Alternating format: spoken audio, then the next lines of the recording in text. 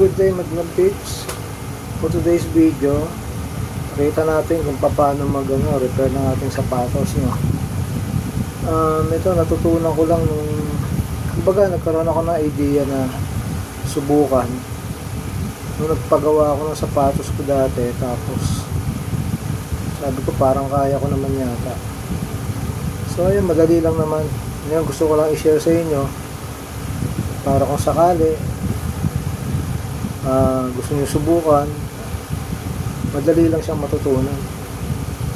So kailangan natin syempre sinulid na ito, meron ako rito kulay puti, meron din akong itim.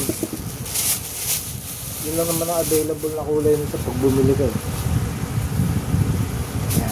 Yan, black and white. Ngayon kung merong ibang kulay na kailangan, itong white na to, bumibili na lang ako ng yung Jobus. Kagaya nung kailangan ko ng red para sa shoes na tinahi ko dati. Ito puti, ito inano ko lang sa Jobus. So ayan, tapos itong may nabibili nito pero ito improvise lang. Ang ginamit ko dito ay welding rod to na pang stainless. Tinanggal ko yung parang niya, tawag doon, parang pulbura yata yun. Tapos yung ginrinder ko lang yan, pinatulis ko, tapos nilagyan ko ng kanal dito para makasipit siya ng So ayan, papakita natin paano paggawa. Kasi itong sapatos natin yan, mat na yan. Sigura na, sayang naman, buong buo pa yan Actually natahi ko na yung dito niyan. So since nag-upload tayo ng video, gusto ko ipakita ngayon yung paano siya gawin. Okay, simulan na natin. Gagawin mo lang,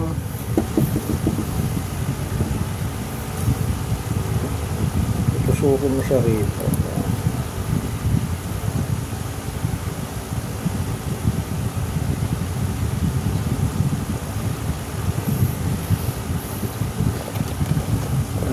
Kita yung papasok yung sa loob, tapos yan. Tapos yung sinulid, kakawit, tapos hihilahin tong parang karayom na ginawa gamit natin.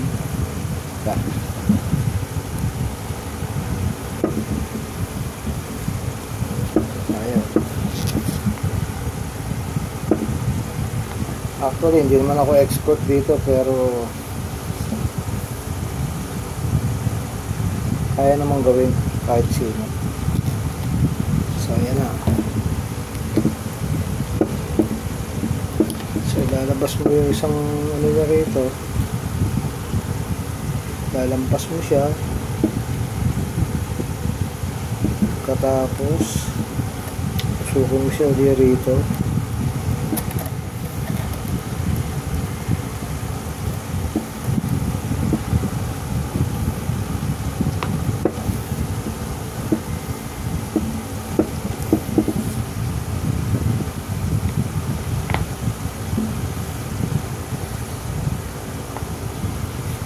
Hihilahin mo ulit. So ayan, lalabas na yung niya sa kabila. Ayan. Tapos itong naunang hinila natin na isa, papasok natin yung dito. Ayan, bago natin hihilahin para mag-lock siyang ganun.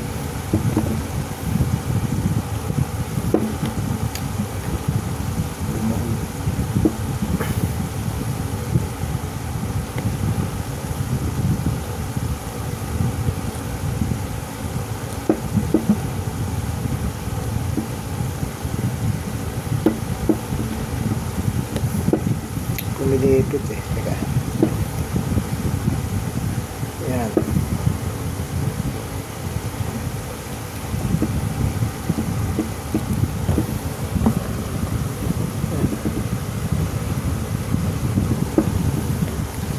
Ulitin lang natin yung proseso niya.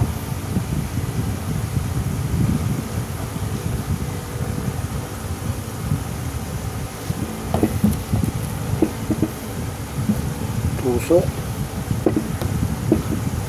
kawit, oops,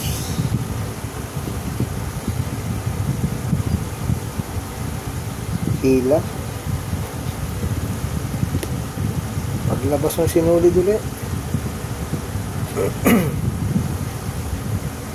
Yun hinihila natin to dito sa kabila. Ayan.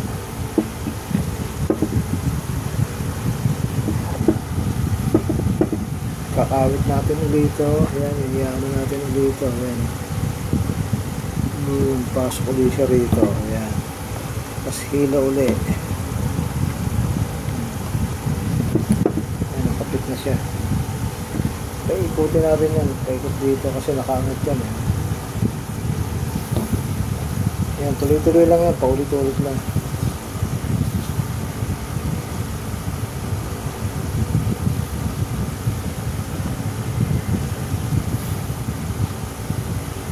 Since wala naman akong rugby, hindi ko na nilagyan.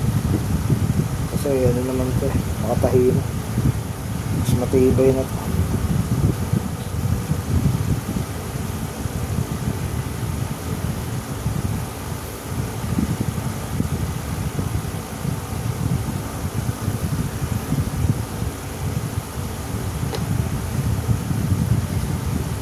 Siguruhin lang natin na maayos yung pagkakaano para lakat siya.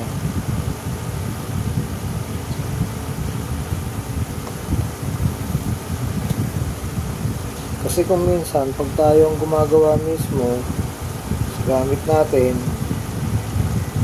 mas maayos pa siya gawa ng siyempre gusto mo maganda ang kalabasan dahil ikaw may-ari. Hindi kagaya ng minsan magpapagawa ka, basta-basta na lang yung trabaho ng ano. Ang importante sa kanila matapos.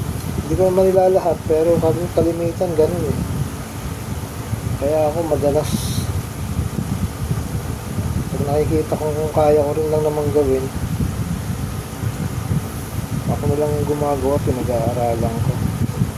Makatipid ka na, tawag dito, napatunayan mo pa sa sarili mo na uy, kaya ko pala.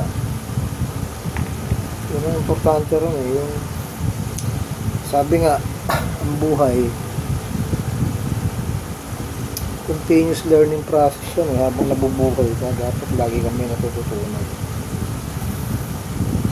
Tsaka isipin mo na lang kung kaya ng iba, malamang sa malamang kaya mo rin. O diba, tuloy-tuloy lang, paulit-ulit lang yun. Hindi nga na tayo mabilis, pero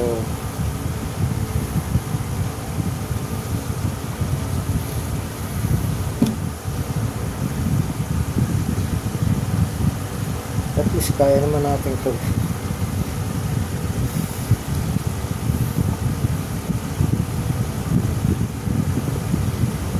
Siguro baka abutin ako ng matagal-tagal dito.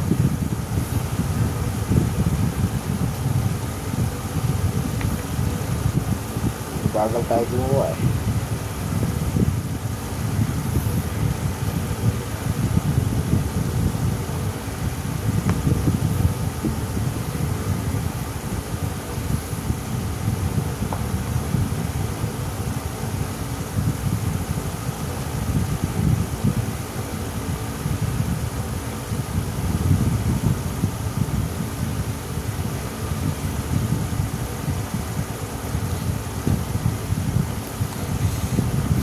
sayang naman kasi mga buo pa siya mangat lang talaga yung ano.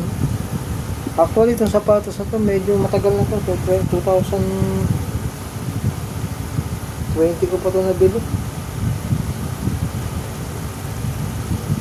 Alibasa nag-pandemic, hindi siya masyadong nagamit, tsaka may expiration naman talaga pandikit ng sapatos kaya nag-aangatan na to. Pero kung mapapansin mo, buo pa okay pa yung outsole nya, yung upper niya, buo pa. Kaya nakakapanghinaya. Yung mari-repair naman Why not? Coconut, chocolate. Yan. magagamit pa natin.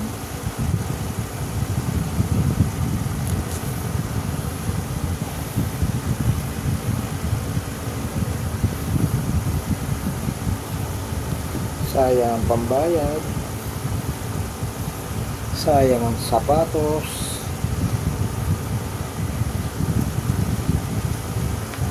matagal-tagal pang magagamit. So, hindi rin naman sayang yung gamit.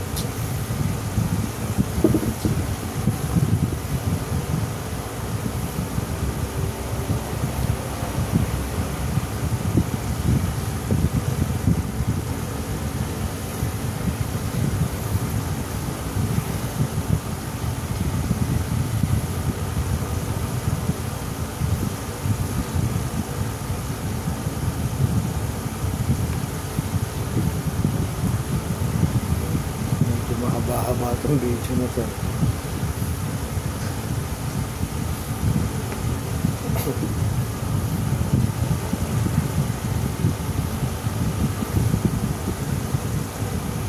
Ayaw kumakit, ang hirap masigit. Pero yung mga gumagawa nito, ang bilis eh. Naiwan.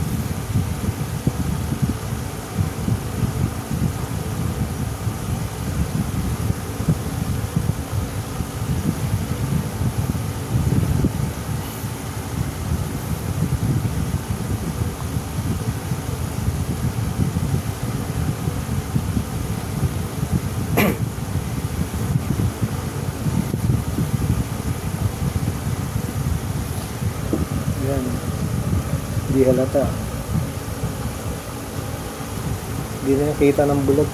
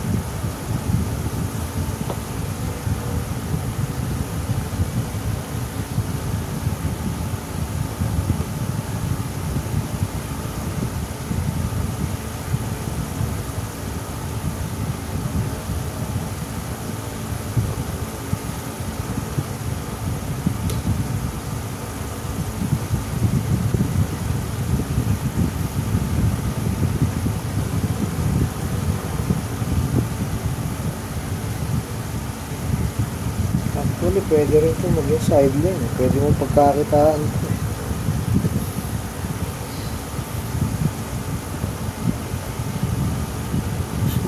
Paano, dati huli kong paggawa 250, ewan ko ngayon, baka mas mahal na ngayon ang singilan nila.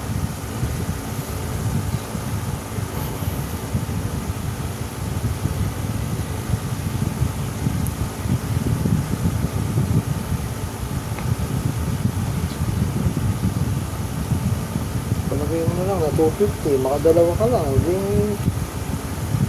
dalawang pares na sapatos 500. Kano lang naman kung sinulit na to, ang dami-dami yan.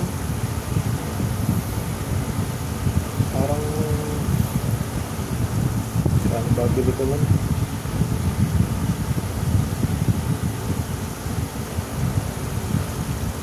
40 petot lang yata yan. Ay, hindi naman, hindi ko na matanda kasi matagal ko nang binili yan.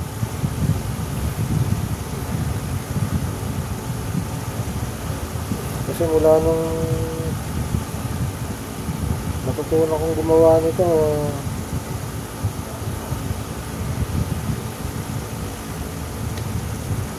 ako na lang kung nasubukan ko na madali lang pala. Kahit kayo, kaya nyo ito.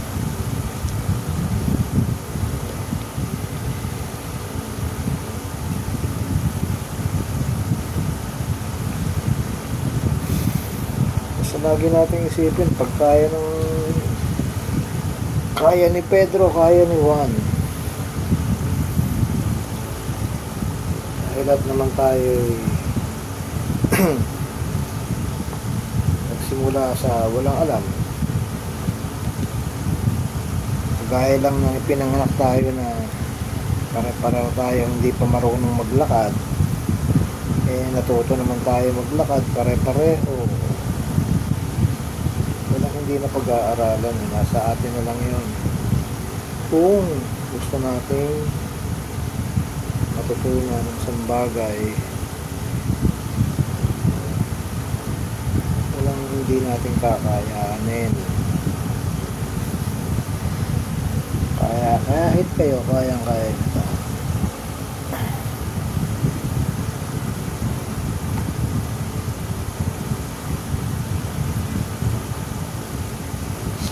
Sayang ang pambayad. Lalo na kung walang pambayad.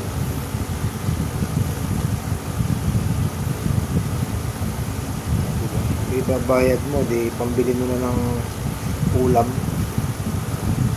bili na ng pangangailangan.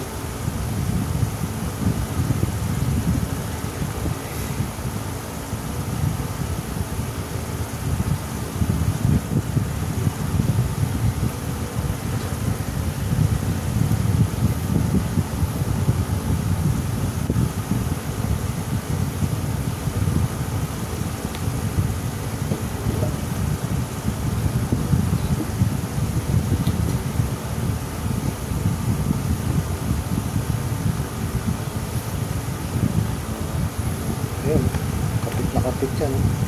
Paano pa idinigit?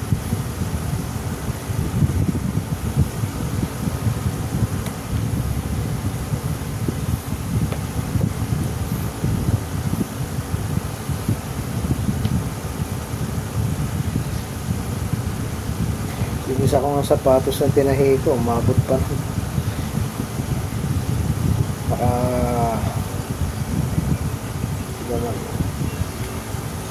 2 years na yata yun, 3 years.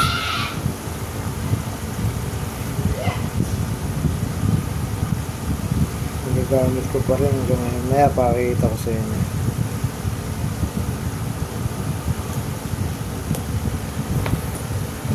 Kasi nga kalimitang sira ng sapatos, kumakalas yung pandikit ng swelas. Sayang naman kung tatapon mo lang.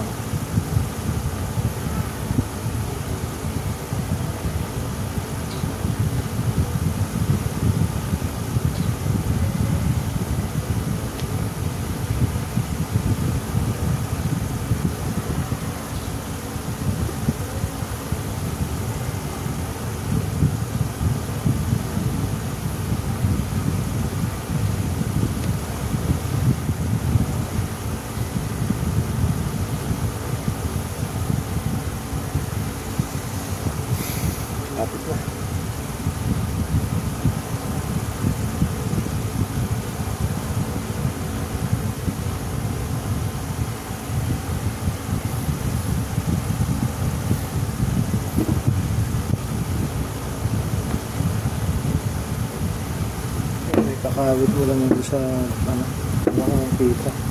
Dilim eh.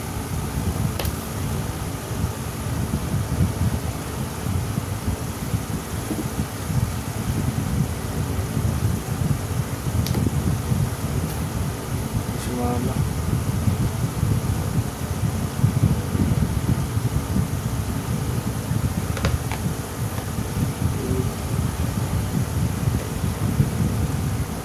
May part talaga na mahirap yan.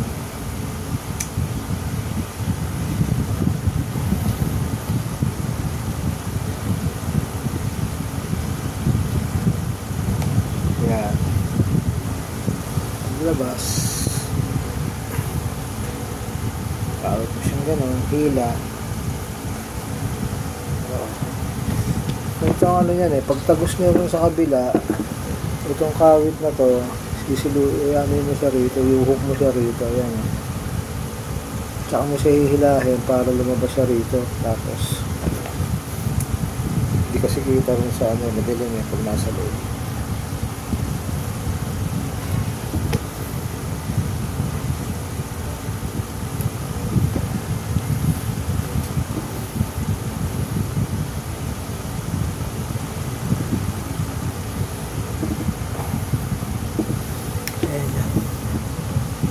Ayan o.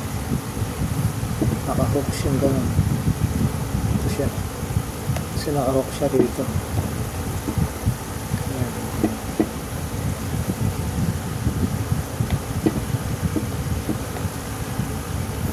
Naka-hook siya rito. Hinila siya palabas.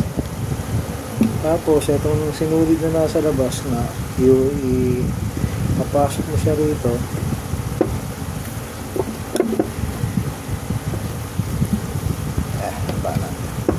Pasok mo siya rito. Yan, para yan. Tapos hihilahin mo itong nasa loob. Yun. Ayun. Patahin na siya, di ba?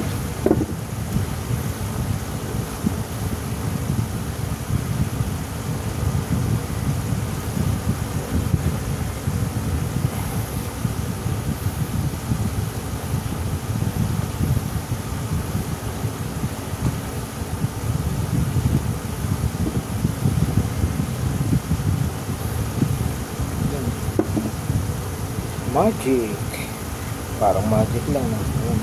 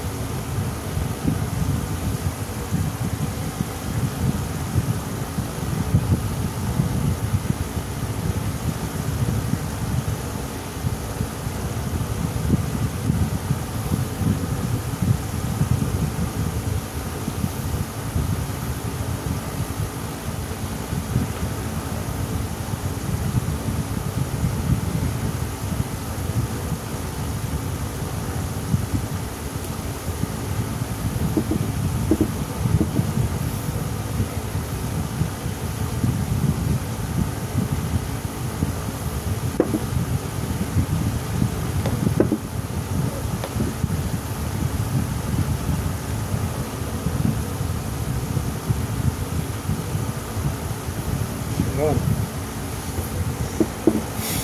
Tatahiyan pa natin itong part na to ng itim na to pero itim na siguro gamitin ko rito. Ngayon ito, ilalak na natin itong kuling natin. Ang paglalak niya, same process, papasok mo si karayom dito, tapos iuhok mo siya uli, lalabas mo yung sinulid dito. Yan. Ang kaibahan lang, ihilahin mo to. Yan, gawin natin to. Hilahin mo to. Tapos yan. Itong sinulid na to, hindi mo na siya itatawid na ano, iyaan mo lang siya rito.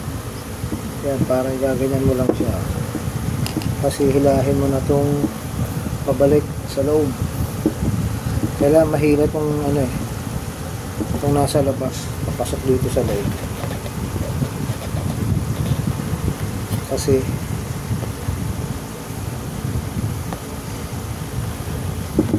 ayan,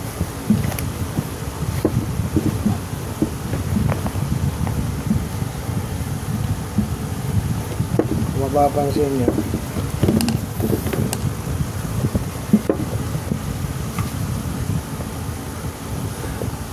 dito na silang dalawa sa loob, oh. Kasi bubuhol ko na to rito eh. Bubuhol mo siyang gano'n para malinis dito sa labas. Dito mo siya ilalak sa loob. Isang buhol.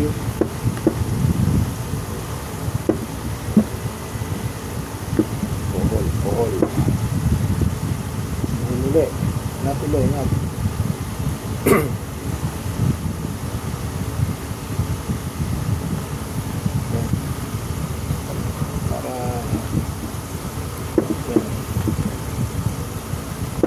Tapos gupitin natin yung sumobra. Ayan na. Okay na siya. Ayan na yung kanina na ano, kakapit na. So same process lang din yan dito sa susunod natin gagawin. So yun lang. Thank you for watching. Sana may natutunan.